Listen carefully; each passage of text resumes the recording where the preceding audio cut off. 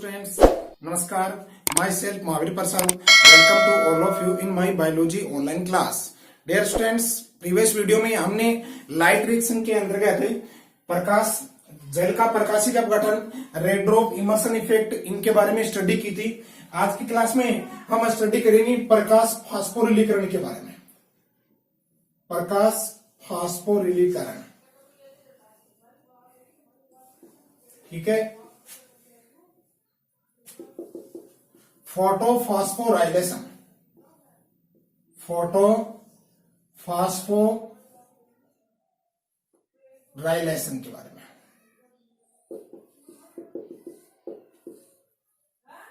ठीक है। तो देखिए स्टूडेंट्स, जब फोटोसिंथेसिस की जो रिएक्शन है वो क्लोरोफिल के अंतर्गत संपन्न होती है। क्लोरोफिल का जो मॉलिक्यूल है वो लाइट एनर्जी को एब्जॉर्ब करता है और उसके अंतर्गत लाइट एनर्जी को केमिकल एनर्जी में कन्वर्ट किया जाता है, ठीक है। लाइट एनर्जी को एब्जॉर्ब करने के बाद में जो क्लोरोफिल मॉलिक्यूल है वो एक्साइटेड हो जाता है, ठीक है। एक्साइटेड होकर के दो इलेक्ट्रॉन्स एमिट करता है, इलेक्ट्रॉन्स मुक्त होते हैं उनसे। अब वे इलेक्ट्रॉन ग्राहियों से होते हुए विभिन्न इलेक्ट्रॉन ग्राहियों से होते हुए गुजरते हैं, ठीक है। उस इलेक्ट्रॉन स्थानांतरण के दौरान, ठीक है, इलेक्ट्रॉन स्थानांतरण के दौरान मुक्त ऊर्जा से एटीपी के निर्माण की प्रक्रिया को फास्फोरिलीकरण, प्रकाश फास्फोरिलीकरण कहते हैं, ठीक है स्टूडेंट्स। फास्फोरिलीकरण यानी एटीपी का फॉर्मेशन, एटीपी का निर्माण। अब ये एटीपी का निर्माण किसकी प्रेजेंस में हो रहा है? प्रकाश की प्रेजेंस में हो रहा है, लाइट की प्रेजेंस में हो रहा है। तो लाइट की प्रेजेंस में एटीपी का फॉर्मेशन, इलेक्ट्रॉन स्थानांतरण के दौरान विभिन्न ग्राहियों के मध्य जब इलेक्ट्रॉन का स्थानांतरण होता है तो उसके दौरान एटीपी का निर्माण होता है। तो उस एटीपी के निर्माण की जो प्रक्रिया है वो फास्फोरिलीकरण कहलाती है और यह प्रक्रिया प्रकाश की उपस्थिति में संपन्न होती है, इसलिए इसको कहते हैं प्रकाश फास्फोरिलीकरण, ठीक है स्टूडेंट्स। प्रकाश फास्फोरिलीकरण दो प्रकार के होते हैं, ठीक है। देखिएगा, दो चरण होते हैं इसके प्रकाश फास्फोरिलीकरण के, एक तो चक्रीय प्रकाश फास्फोरिलीकरण और एक अचक्रीय प्रकाश फास्फोरिलीकरण, यानी cyclic photophosphorylation and non cyclic photophosphorylation. Number 1 है साइक्लिक फोटोफॉस्फोराइलेशन, ठीक है। और नंबर 2 है non cyclic photophosphorylation, non cyclic photophosphorylation, ठीक है। दो टाइप का होता है, cyclic photophosphorylation and non cyclic photophosphorylation. तो सबसे पहले हम स्टडी करेंगे साइक्लिक फोटोफॉस्फोराइलेशन के बारे में, यानी चक्रीय। साइक्लिक को क्या बोलेंगे? चक्रीय प्रकाश फास्फोरिलीकरण, और नॉन साइक्लिक को अचक्रीय प्रकाश फास्फोरिलीकरण, ठीक है स्टूडेंट्स। तो साइक्लिक फोटोफॉस्फोराइलेशन की बात करें तो देखिएगा, साइक्लिक फोटोफॉस्फोराइलेशन, साइक्लिक फोटोफॉस्फोराइलेशन के बारे में,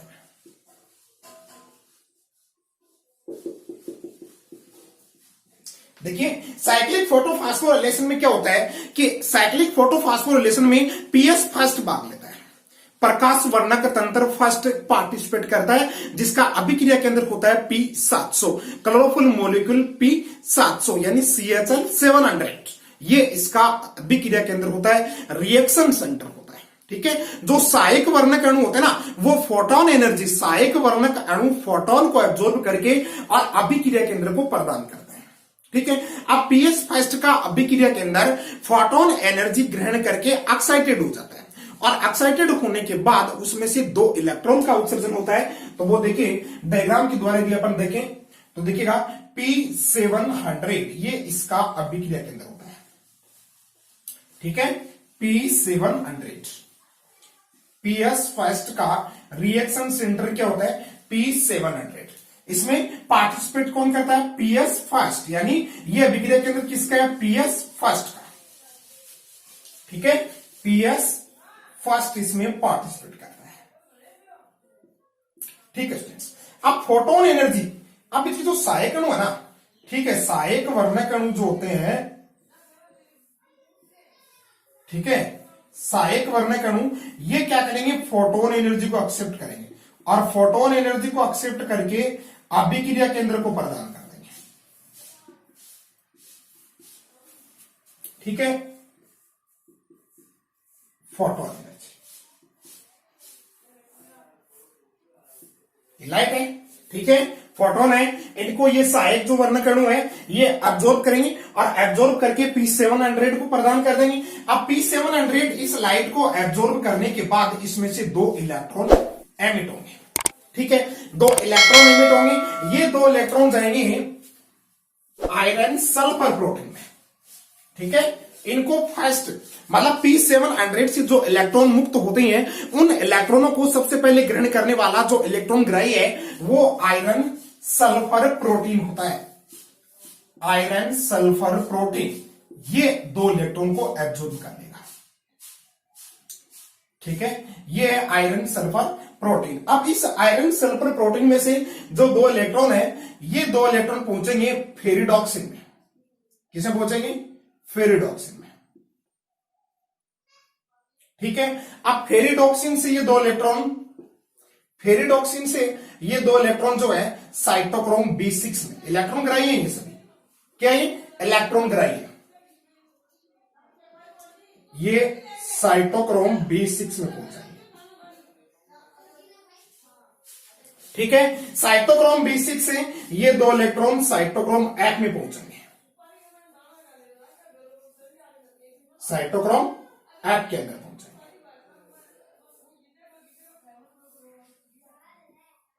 ठीक है। अब साइटोक्रोम F से वापिस ये इलेक्ट्रॉन ना इस P700 के अंदर मतलब P फर्स्ट में आ जाएंगे वापिस, ठीक है।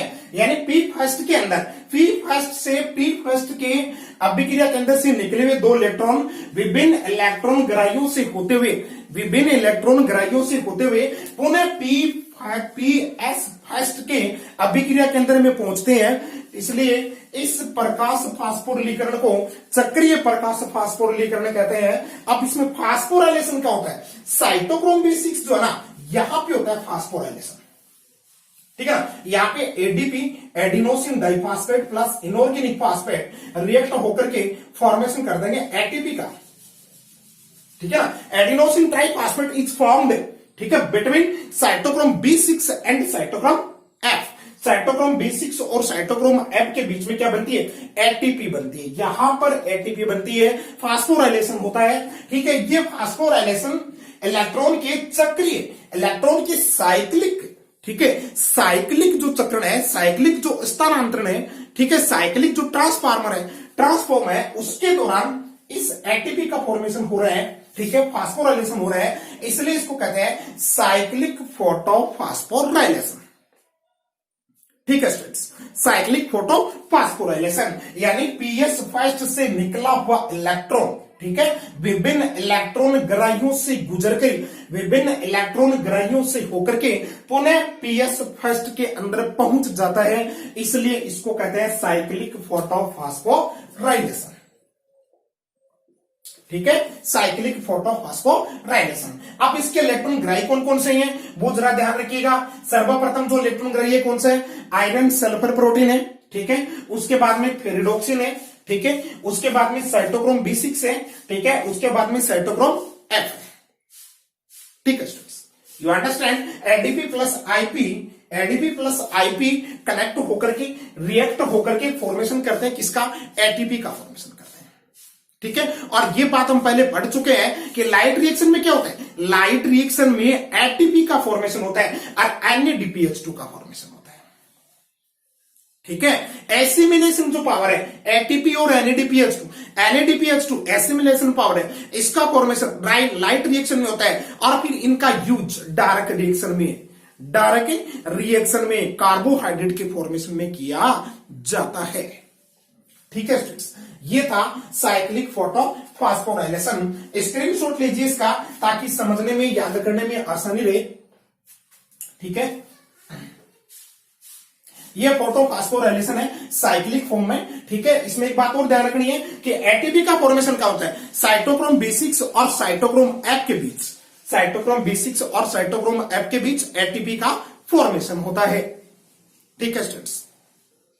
NADPH2 नहीं बनती है इसमें, साइक्लिक फोटोफास्फोराइलेशन में NADPH2 नहीं बनती है, वो नॉन साइक्लिक फोटोफास्फोराइलेशन में बनेगी, ठीक है।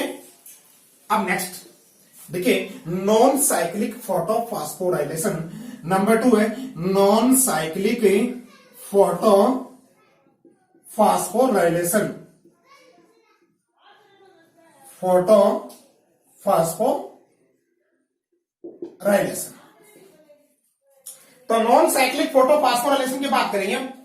देखिए, नॉन साइक्लिक फोटोफॉस्फोराइलेशन की एक बात तो हम पहले कर चुके हैं कि इसमें पीएस सेकंड और पीएस फर्स्ट दोनों पार्टिसिपेट करेंगे, ठीक है। और इसमें वाटर का फोटोलाइसिस होगा। क्या होगा? फोटोलाइसिस, ठीक है। Photolysis of water is occurs in the non cyclic photophosphorylation. Okay, non cyclic photophosphorylation में दोनों पार्टिसिपेट करेंगे, पीएस सेकंड भी पार्टिसिपेट करेगा और पीएस फर्स्ट भी पार्टिसिपेट करेगा। Okay, you understand? तो देखिएगा, पीएस सेकंड का जो अभिक्रिया केंद्र है वो होता है P680 यानी P600 ये है पीएस सेकंड। क्या? PS second.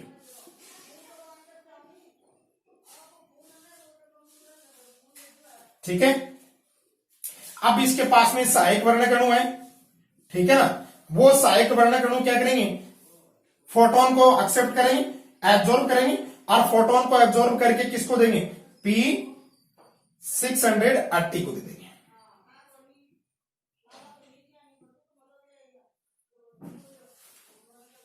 ठीक है, ये फोटोन है, फोटोन एनर्जी है, ठीक है।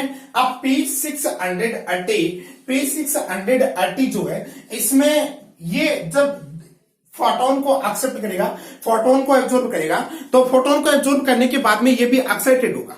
क्या होगा? एक्साइटेड होगा। और एक्साइटेड होने से इसमें से भी 2 इलेक्ट्रॉन एमिट होंगे, ठीक है, 2 इलेक्ट्रॉन मुक्त होंगे, ठीक है ना। तो इसमें से निकलने वाले जो इलेक्ट्रॉन है वो सबसे पहले ग्रहण करेगा फियोफाइटिन। कौन ग्रहण करेगा? फियोफाइटिन।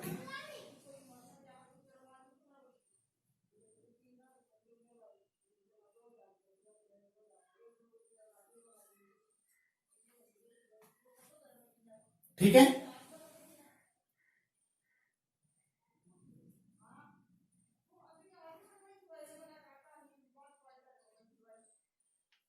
ये फियोफाइटिन, ठीक है।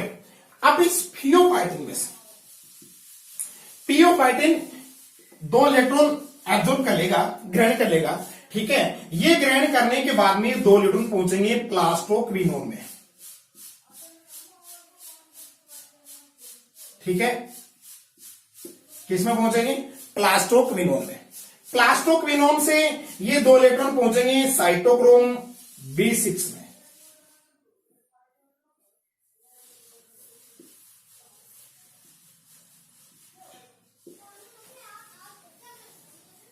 ठीक है। साइटोक्रोम B6 से ये 2 इलेक्ट्रॉन पहुंचेंगे साइटोक्रोम F में,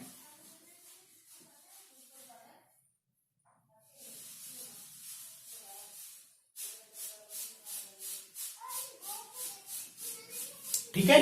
साइटोक्रोम B6 से किसमें पहुंचेंगे? साइटोक्रोम F में। ओके, साइटोक्रोम F से ये 2 इलेक्ट्रॉन पहुंचेंगे प्लास्टोसाइनिन में, प्लास्टोसाइनिन PC,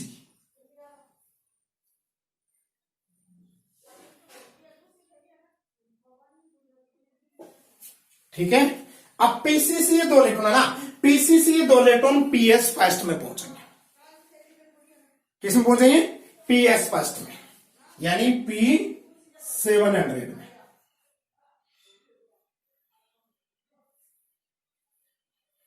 ठीक है। P700 में। थोड़ा इधर बनाते हैं इसको, देखिएगा दोबारा, नए सिरे से बनाते हैं। देखिए,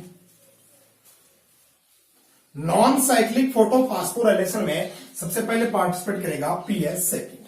यहां से स्टार्ट करते हैं इसको। पीएस सेकंड का अभिक्रिया केंद्र होता है P680, ठीक है।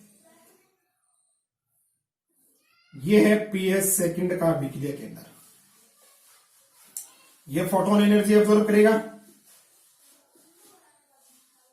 ठीक है, फोटोन एनर्जी एब्जॉर्ब करेगा। अच्छा, PS सेकेंड। अब इसमें से निकले हुए जो 2 इलेक्ट्रॉन है वो लेगा थियोफाइटिन,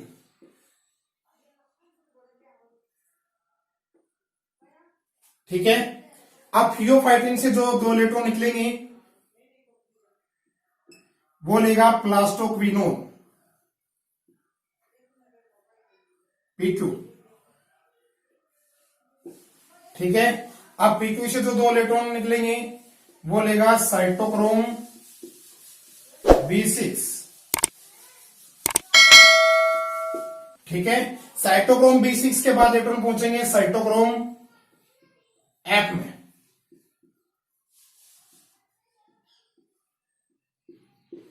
ठीक है। साइटोक्रोम F से 2 इलेक्ट्रॉन पहुंचेंगे प्लास्टोसाइनिन में, PC में,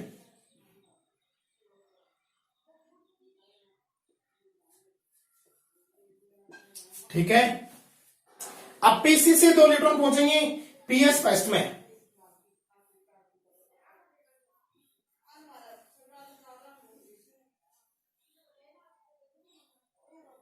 ठीक है। P700 PS first,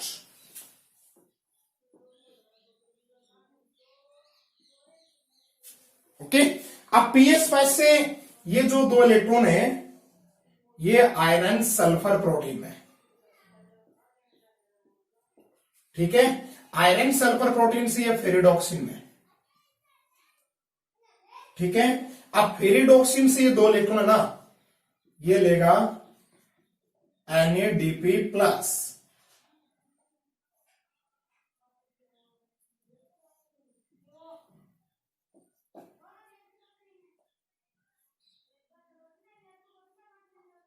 NADP plus, NADP plus लेकर के बना देगा NADPH2, यानी NADPH प्लस H प्लस। अब यहां पर क्या होता है, यहां पर photolysis of water, photolysis of water यानी जल का प्रकाशिक अपघटन होगा यहां पे,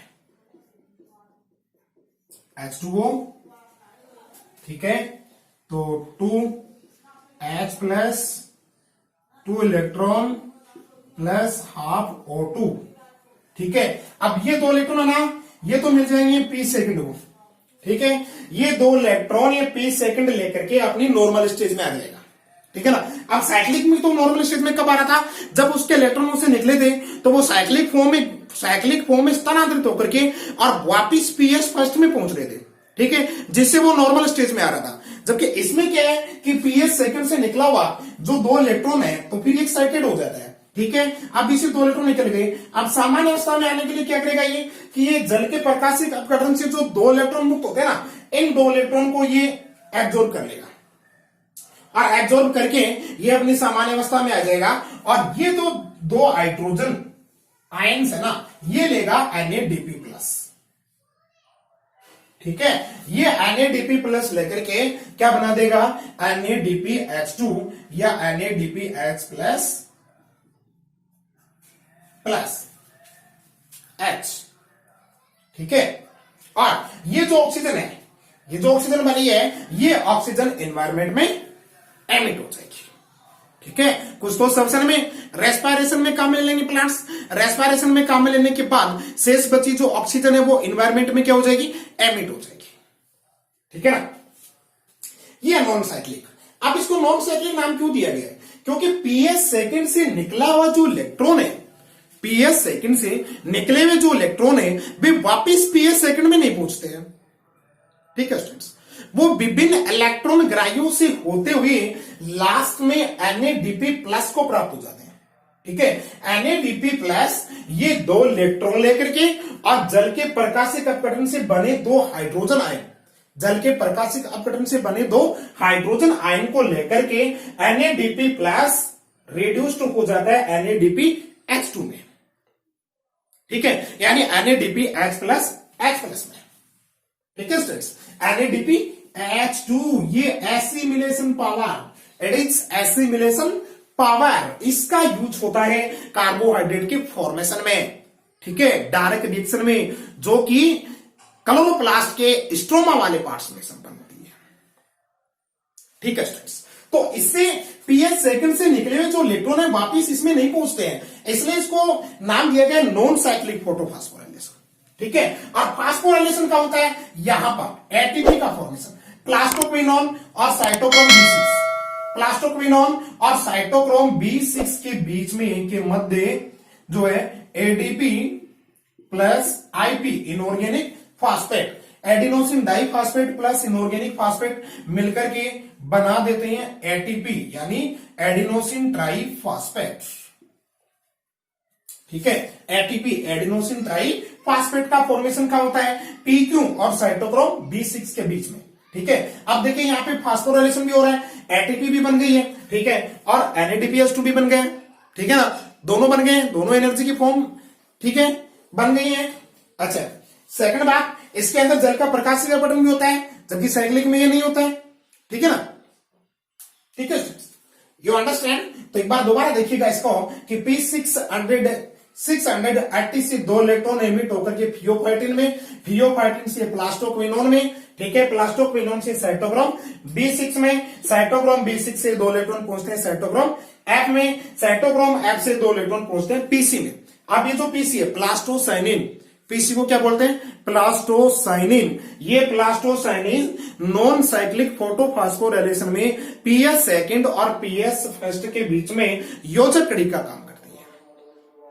ठीक है स्टूडेंट्स, अब इससे ये 2 इलेक्ट्रॉन पहुंच जाएंगे पीएस फर्स्ट में। ठीक है, पीएस फर्स्ट से ये आयरन सल्फर के अंदर, आयरन सल्फर से फिर ये फेरिडोक्सिन में, फेरिडोक्सिन से इन 2 इलेक्ट्रॉनों को लेगा NADP प्लस ले लेगा, NADP प्लस ये 2 इलेक्ट्रॉन और ये 2 हाइड्रोजन आयन, जल के प्रकाशिक अपघटन से बने जो 2 हाइड्रोजन आयन है, इनको ग्रहण करके, ठीक है, इनके साथ रिएक्ट होके बना देगा NADPH2, यानी NADPH2 के अंदर रेड्यूस्ड हो जाएगा। ठीक है, NADPH2 is a simulation power, it is used in the direct reaction of photophosphorylation. ठीक है, डायरेक्ट रिएक्शन में इसका यूज होगा। ठीक है, फोटोसिंथेसिस की डायरेक्ट रिएक्शन में। Okay, you understand. अब स्क्रीनशॉट लीजिए इसका, ताकि समझने में, याद करने में आपके आसानी रहे। ठीक है स्टूडेंट्स, आशा करता हूं कि आपके जरूर समझ में आया होगा। यदि फिर भी किसी प्रकार की कोई कंफ्यूजन हो तो नीचे कमेंट बॉक्स में कमेंट करके बताइएगा। ठीक है, अब नॉन साइक्लिक क्यों बोला इसको, ये तो समझ गए होंगे आप। ठीक है ना, नॉन साइक्लिक क्योंकि इलेक्ट्रॉन जो है पीएस सेकंड से निकला हुआ इलेक्ट्रॉन वापिस इसमें नहीं पहुंचता है। ठीक है ना, वापिस इसमें नहीं पहुंचता है, और एटीपी का फॉर्मेशन होता है in the presence of light, इसलिए इसको नॉन साइक्लिक फोटोफॉस्फोराइलेशन कहते हैं। ठीक है ना, फास्फोराइलेशन हो रहा है लाइट की प्रेजेंस में, इसलिए फोटोफॉस्फोराइलेशन। नॉन साइक्लिक क्यों, क्योंकि इससे निकले हुए 2 इलेक्ट्रॉन वापिस इसके अंदर नहीं पहुंचते हैं। ठीक है स्टूडेंट्स, ओके, यू अंडरस्टैंड। अब यदि साइक्लिक एंड नॉन साइक्लिक के बीच में डिफरेंस की बात करें, साइक्लिक फोटोफॉस्फोराइलेशन, ठीक है, और नॉन साइक्लिक फोटोफॉस्फोराइलेशन, साइक्लिक और नॉन साइक्लिक के अंदर डिफरेंस की बात करें तो वो चीज देखिएगा क्या है, इसमें डिफरेंस क्या है। Cyclic photophosphorylation and non cyclic photophosphorylation में डिफरेंस कहीं होता है, देखिएगा। साइक्लिक फोटोफॉस्फोराइलेशन में पीएस फर्स्ट से निकला हुआ इलेक्ट्रॉन विभिन्न इलेक्ट्रॉन ग्राहियों से गुजरता हुआ वापिस पीएस फर्स्ट में पहुंच जाता है, जबकि नॉन साइक्लिक फोटोफॉस्फोराइलेशन में पीएस सेकंड से निकला हुआ इलेक्ट्रॉन इलेक्ट्रॉन ग्राहियों से गुजरता हुआ वापिस पीएस सेकंड में नहीं पहुंचता है। ठीक है students, you understand. Cyclic photophosphorylation में ओनली पीएस फर्स्ट पार्टिसिपेट करता है, जबकि नॉन साइक्लिक फोटोफॉस्फोराइलेशन में पीएस सेकंड और पीएस फर्स्ट दोनों पार्टिसिपेट करते हैं, दोनों वर्णक सिस्टम, दोनों पिगमेंट सिस्टम पार्टिसिपेट करते हैं। ओके, नंबर 3, साइक्लिक फोटोफॉस्फोराइलेशन में NADPH2 का फॉर्मेशन नहीं होता है, जबकि नॉन साइक्लिक फोटोफॉस्फोराइलेशन में NADPH2 का फॉर्मेशन होता है। Okay, number 4 difference, cyclic photophosphorylation में जल का प्रकाशिक अपघटन नहीं होता है, फोटोलाइसिस ऑफ वाटर नहीं होता है। साइक्लिक फोटोफॉस्फोराइलेशन में जबकि नॉन साइक्लिक फोटोफॉस्फोराइलेशन में जल का प्रकाशिक अपघटन होता है। ठीक है स्टूडेंट्स, तो ये मुख्य मुख्य 4 डिफरेंस इनमें। ठीक है, तो ये आप देखिएगा, इंपॉर्टेंट है, वेरी इंपॉर्टेंट है कॉम्पिटिशन एग्जाम के लिए, नीट के लिए, बोर्ड एग्जाम के लिए। ठीक है, तो आज का अपना टॉपिक कंप्लीट हो चुका है। आशा करता हूं कि यह टॉपिक आपको जरूर समझ में आया होगा। फिर भी किसी प्रकार की कोई कंफ्यूजन हो तो प्लीज कमेंट बॉक्स में बताइएगा, जिसका आपको जवाब दिया जाएगा। ठीक है, और इससे रिलेटेड जो प्रीवियस वीडियोज हैं उनकी लिंक आपको ऊपर आई बटन में मिल जाएंगे, जहां पे आप क्लिक करके देख सकते हैं, पढ़ सकते हैं। ठीक है students, thank you for watching my video. Please video देखा है, समझ में आया है तो एक लाइक तो बनता ही है, लाइक कीजिएगा, वीडियो को अधिक से अधिक शेयर कीजिएगा ताकि ज्यादा से ज्यादा स्टूडेंट इसका लाभ उठा सकें। ठीक है, और अपने चैनल को टू लाइफ स्टडी चैनल का जो नाम है सब्सक्राइब कीजिएगा। इसके पास में जो बेल आइकन है उसको भी प्रेस कीजिएगा ताकि आने वाले जो नए वीडियोज हैं उनकी जानकारी आपको सबसे पहले प्राप्त हो। आगे और अधिक आपके सामने अच्छे से अच्छे वीडियोज प्रस्तुत किए जाएंगे। Okay, thank you. मिलते हैं नेक्स्ट वीडियो में नेक्स्ट टॉपिक के साथ। तब तक के लिए गुड बाय।